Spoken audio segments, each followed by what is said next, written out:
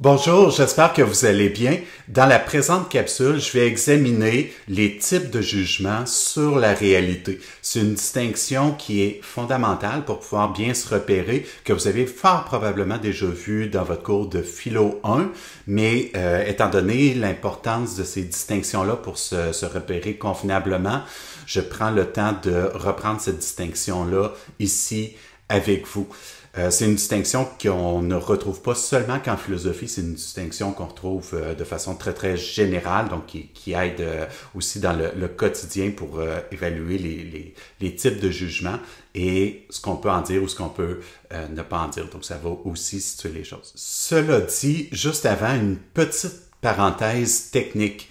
Le rendu du son est pas le même selon qu'on écoute avec les haut-parleurs de l'ordinateur, des écouteurs ou encore une enceinte. Et en plus, il y a d'autres variations selon les appareils qu'on utilise. Et je me suis rendu compte après coup que ce qui semblait correct lorsque j'écoutais par exemple avec les écouteurs fait avoir des effets non désirés avec d'autres modes d'écoute, les enceintes par exemple. Et je ne pense pas que ce soit le micro qui soit en cause. C'est quand même une qualité bonne. Donc, je présume que c'est la pièce ici, là, un effet de réverbération ou d'écho. Je vais donc essayer de trouver un lieu plus approprié pour le son et c'est possible qu'il y ait encore des ajustements au cours des prochaines capsules parce que je dois tenir compte aussi d'autres contraintes. Là, c'est trouver un lieu où on n'entend pas la tondeuse ou le camion de vidange qui passe. Donc, j'en suis désolé pour ces ajustements-là, mais sachez que j'y travaille. Fin de la parenthèse technique, on y va avec les types de jugements sur la réalité. On peut regrouper les différents jugements qu'on porte sur ce qui nous entoure, sur la réalité, en 3 ou 4 grandes catégories, ou 3 grands types. 3 ou 4 selon qu'on fait une distinction ou pas entre les jugements de valeur et les jugements d'interprétation. Jugement de valeur, jugement d'interprétation, c'est des types de jugements qui ont essentiellement toutes les mêmes caractéristiques et qui se présupposent mutuellement. Un jugement de valeur présuppose une interprétation. Notre interprétation fait intervenir des jugements de valeur comme barème ou comme repère. Donc, on peut les mettre ensemble parce que c'est essentiellement similaire, mais on peut aussi apporter quelques nuances. Donc, c'est ce qui fait en sorte qu'on peut parfois dire qu'il y a 3 types ou 4 types de jugements sur la réalité. Pour simplifier, je vais les regrouper en 3 grandes catégories, mais je vous indiquerai les nuances qu'il peut y avoir entre valeur et interprétation dans les catégories de jugement. 3 ou 4 grands types de jugements sur la réalité. Première catégorie, c'est des jugements de fait descriptifs. Autre catégorie qui est à l'opposé, qui va être complètement subjective, c'est les jugements de préférence ou jugements de goût. Et entre les deux, la catégorie qui est probablement la plus ambiguë, c'est la catégorie des jugements de valeur et jugements d'interprétation. Mais commençons par le commencement. Qu'est-ce que c'est qu'un jugement? À la base, un jugement, c'est tout simplement attribuer une caractéristique, on pourrait dire un prédicat, attribuer un prédicat, une caractéristique à quelque chose qu'on prend comme sujet, quelque chose dont on parle, sur lequel on se prononce. Je prends un exemple très simple. Si je dis que le mur est vert, c'est un jugement. Mais dans ce cas-ci, c'est tout simplement et banalement un jugement de fait. Qu'est-ce que je prends comme sujet? De quoi je parle? Du mur, de sa couleur. Et qu'est-ce que je lui donne comme caractéristique? Ou qu'est-ce que j'indique comme caractéristique? C'est d'être vert. Donc, le jugement, à la base, c'est très simple. C'est tout simplement faire une relation entre ce qu'on considère et les caractéristiques qu'on décèle ou qu'on attribue. Ensuite, là où on va s'en aller vers les types de jugements, c'est selon les caractéristiques qu'on donne, là on peut avoir différents jugements. On peut avoir un jugement de fait, si je suis juste en train de décrire, comme si je dis que le mur est vert, si je dis qu'il fait soleil à l'extérieur, c'est descriptif. Ça pourrait être un jugement de goût si la caractéristique c'est plutôt une appréciation de goût, de préférence, si je dis que j'aime la couleur du mur. Et on peut aussi avoir des jugements de valeur ou d'interprétation Par exemple, si vous évaluez la valeur de ma préférence, lorsque je dis que j'aime la couleur du mur, ben là, vous pourrez dire que j'ai du goût ou que j'ai pas de goût. Là, on se prononce même chose si on dit qu'une personne, elle est patiente, tolérante, ça va être un jugement de valeur, mais qui s'appuie aussi sur une interprétation de ces comportements. Donc ça, c'est les principales catégories. Je vais les regarder en détail avec vous. Et si vous voulez suivre dans votre cahier pour le cours, vous avez ça à partir de la page 5. Donc à partir de la page 5, vous avez ça dans votre cahier. Ça continue page 6. Et à la page 7, il y a aussi un exercice que je vais examiner avec vous dans la prochaine capsule. Donc, d'ici l'écoute de la prochaine capsule, faites l'exercice, mais on commence. Donc, si vous voulez suivre avec le cahier, vous avez ça à partir de la page 5. Le premier type de jugement sur la réalité, c'est les jugements de fait. Les jugements de fait, bien, il s'agit tout simplement de décrire comment sont les choses, décrire des événements, décrire des comportements, décrire des phénomènes. On rapporte l'état de choses. Et ce qui est important à ce niveau-là, pour demeurer dans le jugement de fait, c'est vraiment de demeurer qu'au niveau descriptif. Vraiment dans la description. Donc, si je dis que le mur est blanc, qu'il fait soleil à l'extérieur, ma culture n'interfère pas, ma personnalité, mes appréciations, mes goûts non plus. Donc, c'est un type de jugement qui va avoir un idéal d'objectivité. Qu'est-ce que ça dit, l'idéal d'objectivité? Bien, c'est que la réalité, elle est ainsi ou elle n'est pas ainsi. Si je dis qu'il fait soleil à l'extérieur, soit c'est le cas, et le jugement de fait est vrai, soit c'est pas le cas, et le jugement de fait est faux. Donc, le jugement de fait peut être vrai ou faux. Évidemment, pour les utiliser, on veut qu'il soit validé, qu'il soit vrai, mais on a toujours un idéal d'objectivité. Il s'agit d'être objectif. La démonstration des jugements de fait, elle est parfois très simple et parfois elle est complexe. Donc, un exemple où la démonstration est très simple, bien encore là, si on dit qu'il fait soleil à l'extérieur, on n'a pas besoin d'une science pour le démontrer. On regarde, est-ce qu'il fait soleil à l'extérieur ou non. Si on dit que le mur est de telle couleur, on regarde ou non que la porte est fermée, on regarde, c'est le cas ou pas. Donc, parfois, les jugements de fait sont très faciles à établir et c'est de l'ordre du simple constat. Par contre, ça n'empêche pas que les jugements de fait peuvent parfois être complexes à démontrer. Par exemple, si on se demande est-ce que c'est la Terre qui tourne autour du Soleil ou c'est le Soleil qui tourne autour de la Terre, on pourrait très bien être à une époque avec des moyens où on ne peut pas en faire la démonstration, mais ça changerait absolument rien à la réalité que la Terre forme une ellipse autour du Soleil ou pas. La réalité ne change pas par notre connaissance de la réalité. La réalité n'en est pas affectée en tant que telle par nos jugements de fait. C'est ce qui explique qu'il peut y avoir parfois des débats en sciences parce que on peut avoir de la difficulté à s'entendre sur un état de fait. On peut avoir même des fois des erreurs dans nos observations. On peut avoir des moyens qui sont plus limités. Donc, il peut y avoir des débats dans les sciences, surtout dans le progrès des sciences, quand on est à la pointe des sciences. Mais même s'il n'y a pas sur un sujet, supposons encore une entente entre les scientifiques, au niveau de la description, soit c'est réellement comme ça, ou soit c'est pas comme ça. Ce cas-là, où c'est plus difficile à démontrer, on le retrouve en sciences, mais pas seulement en sciences, ça peut être le cas aussi dans la vie quotidienne. Si je prends un exemple, si je vous dis que j'ai déjà il y a très longtemps, il y a une vingtaine d'années, j'ai déjà eu un chat qui était blanc avec une petite tache grise sur la tête. Bon ben, jugement de fait, c'est comme ça ou ça ne l'est pas. Le chat n'est plus là, vous ne pouvez pas le voir, mais soit il était blanc ou soit il n'était pas blanc. Je pourrais vous montrer une photo, par exemple. Maintenant, si je vous dis que ce chat-là avait été nommé Schizo, c'était son nom, Schizo. Et là, vous pouvez vous demander, est-ce qu'il y a vraiment eu un animal qui s'est vu attribuer ce nom-là? C'est peut-être bizarre, peut-être qu'il est en train de nous niaiser, peut-être que c'est un peu n'importe quoi, peut-être c'est de l'humour, etc.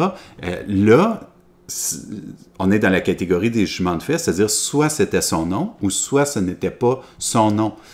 Par contre, la démonstration, là, elle peut être plus complexe, vu que ce chat-là n'est plus là depuis une vingtaine d'années. C'est déjà plus compliqué pour le constat, et de toute façon, un chat, c'est pas comme un chien, même si on nomme son nom, il va pas nécessairement réagir. Si vous demandez à des gens de l'entourage, ça pourrait soulever la question, est-ce que c'est fiable ou non? Donc là, on serait dans un cas plus quotidien, mais où on aurait un jugement de fait, c'était ça ou c'était pas ça, donc un idéal d'objectivité, mais où la démonstration serait plus compliquée. C'est ce qu'on retrouve aussi, notamment, dans le modèle de l'enquête policière. Il pourrait arriver qu'on ne soit pas en position de faire la démonstration que c'est bien et bien tel individu qui a commis un vol à telle adresse, tel soir, etc. Mais même si on ne peut pas le prouver ou le démontrer, ça enlève rien au fait que soit c'est lui ou soit ce n'est pas lui. Donc, c'est en ce sens-là que, par principe, les jugements de fait sont toujours vrais ou faux, même si on a des fois de la difficulté, ou on peut avoir des fois de la difficulté à les établir, dans les sciences encore, ou dans l'enquête policière. Mais les difficultés ici sont des difficultés tout simplement humaines à notre connaissance qui peuvent survenir sur certains sujets. Donc, c'est parfaitement objectif, le jugement de fait. Parce que c'est purement descriptif. C'est parce qu'il est descriptif qu'il est avec un idéal d'objectivité.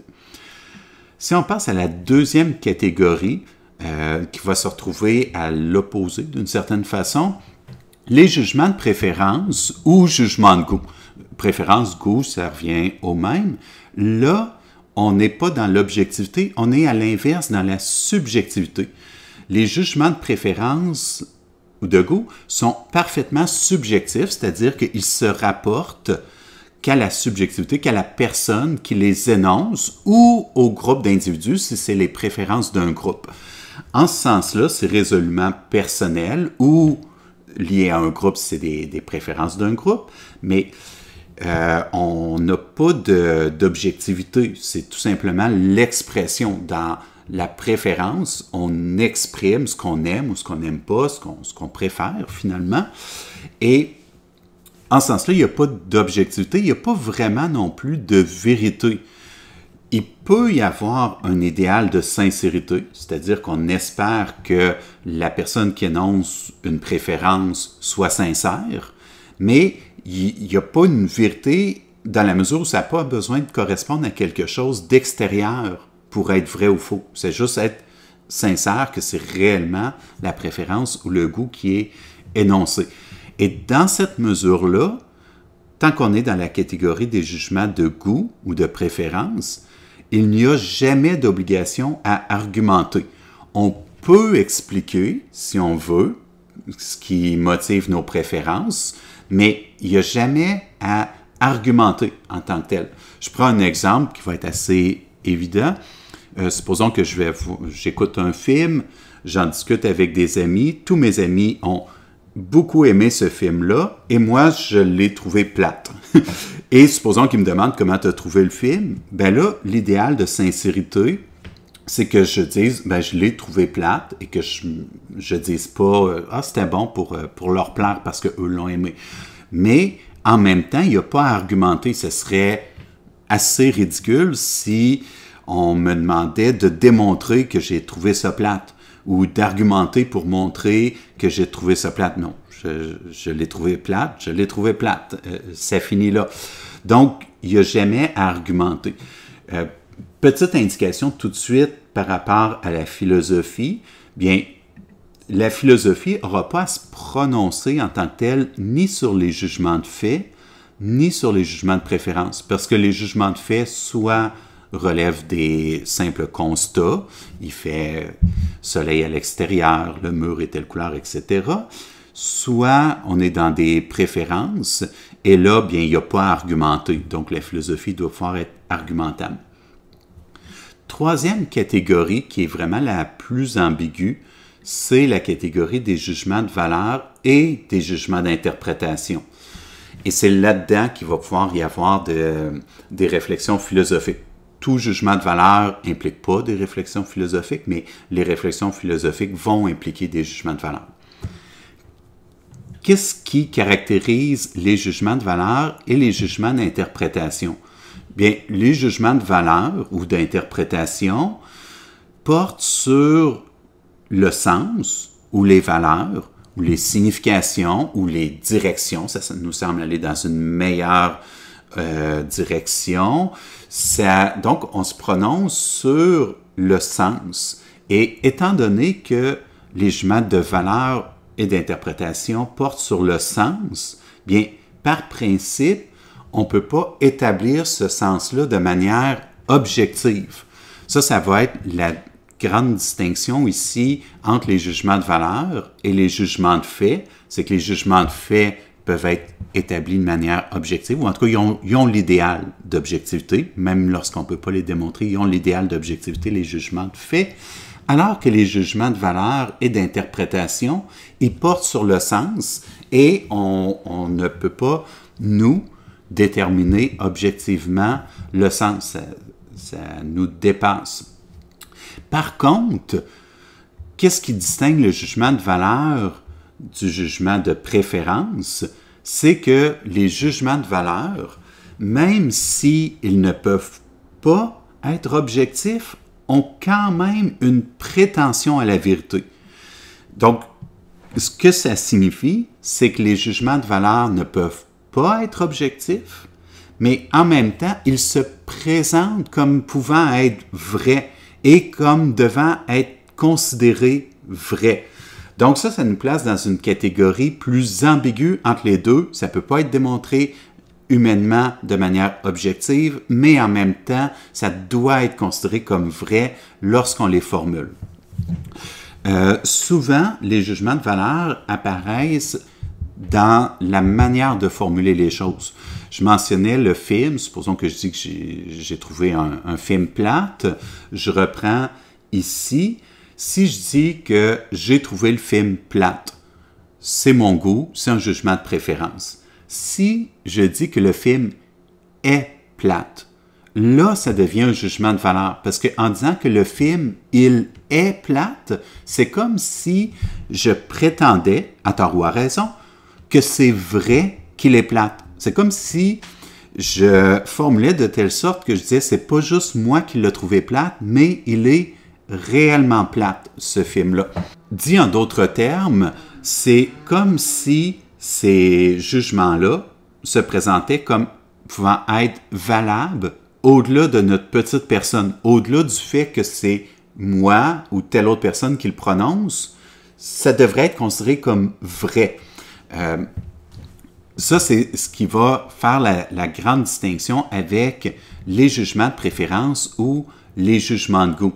Je reprends l'exemple de tantôt. Si je dis que j'ai trouvé tel film plate, c'est ma préférence. Si je dis que le film est plate, ça devient un jugement de valeur. Et remarquez que, supposons que je dis « je l'ai trouvé plate, le film », et que quelqu'un me dise « ben voyons, il était bon », souvent le réflexe, c'est pas de dire « à chacun ses goûts », souvent le réflexe, c'est de se dire « non, il est vraiment plate » ou « il a tort de l'avoir trouvé bon ».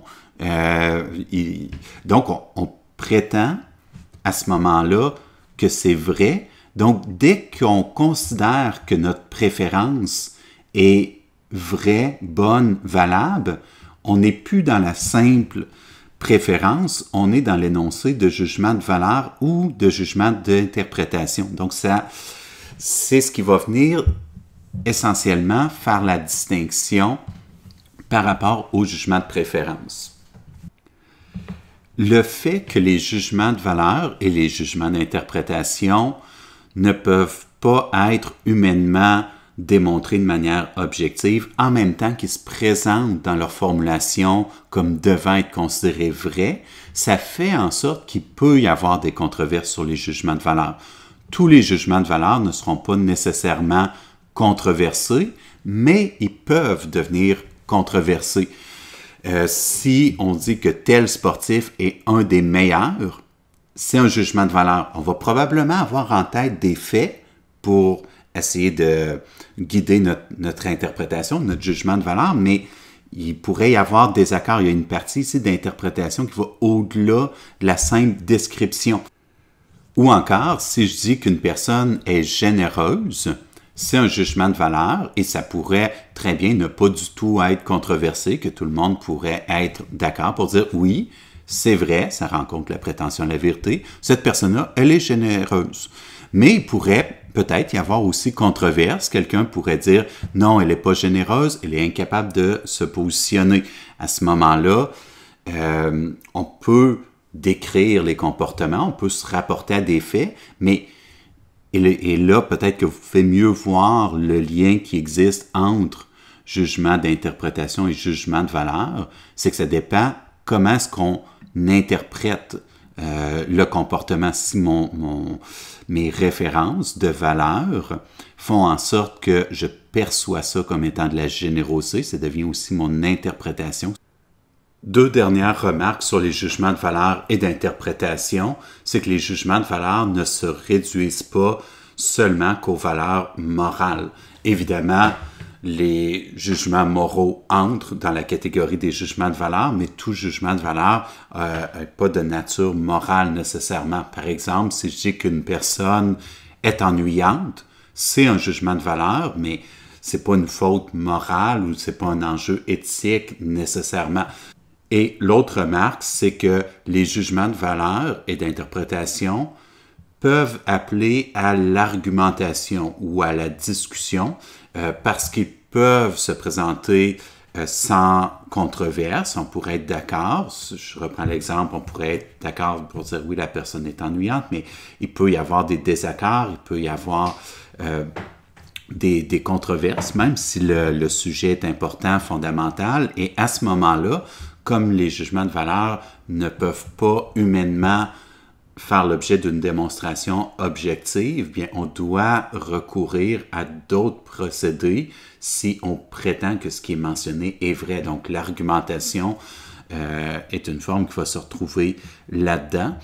Ça peut être d'autres formes que l'argumentation là, en tant que telle. Tout n'est pas fait de façon formelle, mais il y a quelque chose ici qui appelle à convaincre que le jugement de valeur est vrai lorsqu'il est énoncé et que tous ne sont pas d'accord, supposons. Ce que je viens de vous présenter là, c'est les principales caractéristiques qui sont communément admises pour distinguer les types de jugements entre les jugements de fait, de valeur ou d'interprétation et les jugements de préférence. Même si la distinction est communément admise, il y a quand même une question légitime qui pourrait être posée. On pourrait se demander, mais pourquoi conserver la catégorie tellement ambiguë des jugements de valeur et des jugements d'interprétation?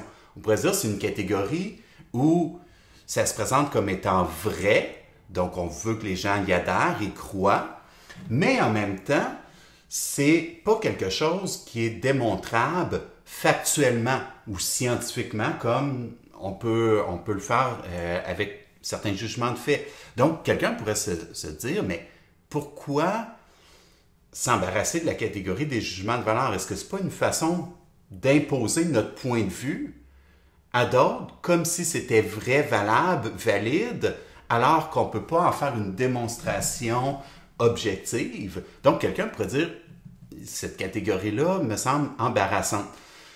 Pour vous illustrer pourquoi on a besoin de cette catégorie-là, je vous donne un exemple qui est plutôt extrême, mais ensuite j'y reviendrai aussi avec les applications plus quotidiennes, là, moins extrêmes. Mais tout de suite, je peux vous dire que la catégorie des jugements de valeur et d'interprétation, si vous commencez à porter attention après avoir écouté cette vidéo, vous allez remarquer que dans une journée, la majorité de nos jugements sont dans la catégorie des jugements de valeur et d'interprétation. Beaucoup plus que les jugements de préférence ou de fait. Mais d'abord, pour répondre à l'interrogation qu'on pourrait avoir, pourquoi cette nécessité-là de la catégorie ambiguë des jugements de valeur, j'y vais d'abord avec un exemple qui est extrême. Puis après ça, je reprendrai avec le quotidien. Mais supposons qu'une personne garde un bébé et que le bébé commence à pleurer. Et que là, ça fait une demi-heure que le bébé pleure. Donc, la personne essaie de voir est-ce que le bébé fait des coliques, donner les petites tapes sur l'épaule. Puis là, ça, c'est une des rares fois dans une vie où on espère qu'un autre être humain vienne nous vomir sur l'épaule. Supposons qu'il vérifie les autres causes possibles. Est-ce que la couche est pleine? Est-ce qu'il a l'air de percer des dents, etc. Supposons que tout semble en apparence normale, mais le bébé pleure. Supposons que ça fait 1 heure qu'il est en train de pleurer sans arrêt. Un cri de bébé qui pleure, c'est strident et c'est pas quelque chose là, de doux ou d'agréable à écouter. Donc, supposons qu'une personne arrive et dise, moi, si ça fait 1 heure et demie que le bébé pleure, je pense que mon jugement de préférence, ce serait de pouvoir noyer le bébé. Là, et qui vous dit, comme ça, peut-être qu'avec le temps, il y aura une espèce de sélection, puis que les bébés pleureront moins. Si quelqu'un arrive avec une préférence comme ça, c'est inadmissible.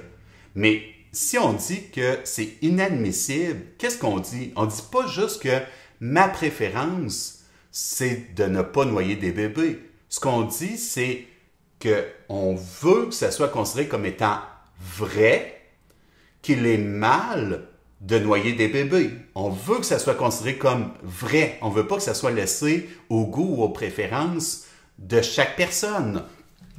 Mais en même temps, de dire qu'on ne doit pas noyer les bébés, c'est pas quelque chose de démontrable sur le seul plan factuel. Qu'est-ce qui relève des faits dans cet exemple-là extrême, là, mais qu'est-ce qui relève des faits? C'est combien de temps ça lui prend la tête sous l'eau pour mourir. Ça, c'est les faits. Mais le jugement de valeur, c'est de dire on doit surtout pas faire ça. Et on veut que ça soit considéré comme étant vrai, valable, valide, qu'on ne doit pas noyer les bébés. On veut pas que ça soit juste notre préférence. Donc ça, c'est un exemple où on voit qu'on a besoin de la catégorie des jugements de valeur pour dire qu'il y a certaines préférences qui sont inacceptables. Le sadique qui aime faire souffrir, on va pas juste dire c'est son profil, on va considérer que c'est inacceptable. On veut pas accepter qu'il passe à l'acte. Donc ça, c'est des exemples peut-être plus extrêmes, mais même dans le quotidien, lorsqu'on se prononce très rapidement, on veut pas juste faire du babillage ou que ce que nos phrases énoncent soit l'équivalent du simple son. On veut que ça soit considéré comme vrai. Et très souvent, si on énonce une préférence, si une personne est en désaccord, c'est quand même plutôt rare qu'on en reste juste à l'aider chacun ses goûts. Minimalement, intérieurement, on va se dire « j'ai raison ». Habituellement, c'est ce qui se passe. Peut-être qu'on ne l'exprimera pas, mais si on se dit « j'ai raison », c'est qu'on se dit « c'est pas juste mon goût », c'est comme si on prétend que c'est vrai, que notre goût n'est pas que nôtre, mais que notre goût a une certaine validité. En même temps, ça peut être controversé, mais il y a cette prétention-là, ces réflexes-là. Je prends un autre exemple qui est peut-être plus dans la vie quotidienne. Supposons qu'une personne examine le comportement d'un autre individu et qu'on dit que cette personne-là, elle est généreuse. C'est un jugement de valeur. Peut-être que ce jugement-là ne sera pas du tout controversé, que l'ensemble des individus qui regardent le comportement vont être d'accord, puis vont dire « oui, cette personne-là, elle est vraiment généreuse ». Mais il pourrait y avoir des accords. Peut-être qu'une personne pourrait arriver et dire « non, moi je trouve que cette personne-là, elle n'est pas généreuse, elle se fait tout simplement manger la laine sur le dos. Elle n'est pas capable de s'affirmer, elle n'est pas capable de se positionner et elle fait abuser d'elle. » Là, au niveau des faits, on pourrait avoir exactement les mêmes faits. toutes les fois où un service a été demandé à cette personne-là, la façon que la personne a réagi, en combien de temps elle a rendu le service, on pourrait avoir exactement les mêmes faits, mais voyez-vous, selon notre interprétation, notre façon de considérer ces faits-là, on pourrait avoir un jugement de valeur qui vient nous porter à dire que c'est de la générosité ou nous porter à dire que c'est un manque de positionnement. Et là, pour la personne concernée, ça ne sera pas indifférent. Si c'est à vous qu'on vous dit que vous n'êtes pas généreux, que vous êtes tout simplement incapable de vous positionner, probablement qu'intérieurement, vous ne direz pas à chacun ses goûts, ses préférences. Vous allez vouloir savoir, est-ce que je suis réellement généreux? Si oui, c'est encourageant. Ou est-ce que je devrais peut-être me positionner un peu mieux pour ne pas faire abuser de moi? Donc, la considération de savoir si c'est vrai qu'on est généreux ou si c'est pas vrai qu'on est généreux, qu'on est incapable de se positionner, bien, pour la personne qui est concernée par ça, l'importance d'essayer de voir qu'est-ce qui est vrai est capitale. En même temps que, comme je mentionnais, c'est pas juste les faits, la liste de tout ce qui s'est déroulé qui va venir trancher. C'est l'interprétation des faits qui va nous donner en même temps un jugement de valeur. Et l'interprétation va être liée aussi à des jugements de valeur. Comment est-ce qu'on évalue la valeur de la générosité ou comment est-ce qu'on on conçoit la valeur du positionnement. Donc, ça va se situer là. Autre exemple, qui parmi vous souhaiterait faire des affaires avec une personne qui n'a pas la même conception de l'honnêteté que vous? Là, vous allez vouloir essayer d'établir, est-ce qu'on s'entend sur ce que c'est que l'honnêteté avant de faire des affaires ensemble? Ou même chose, qui d'entre vous voudrait être en couple avec une personne qui n'a pas du tout la même conception de la fidélité que vous? Là aussi, ça va être capital dans la relation ou dans l'évitement de la relation. Donc, c'est des exemples, mais si vous essayez de porter attention sur ce que vous pensez, sur ce que vous dites, ce que vous entendez autour de vous, au cours d'une journée, vous allez vite constater que même dans les choses les plus ordinaires de la vie quotidienne, ultimement, ce qui est dit, prononcé, pensé, c'est le plus souvent dans la catégorie des jugements d'interprétation et de vérité. On a peut-être l'impression que ça serait plus dans les préférences, dans ce qui est individuel, mais dès qu'on accorde de l'importance, qu'on ne se dit pas juste « Ah, ma préférence a aucune valeur », c'est qu'on prétend qu'elle est valide. Donc, on entre dans les jugements de valeur. Ça fait le tour pour la présentation des types de jugements. Dans la prochaine capsule, je vais corriger avec vous l'exercice que vous avez dans votre cahier pour le cours. Donc, ce que je vous suggère, c'est de faire l'exercice dans le cahier avant d'écouter la prochaine capsule.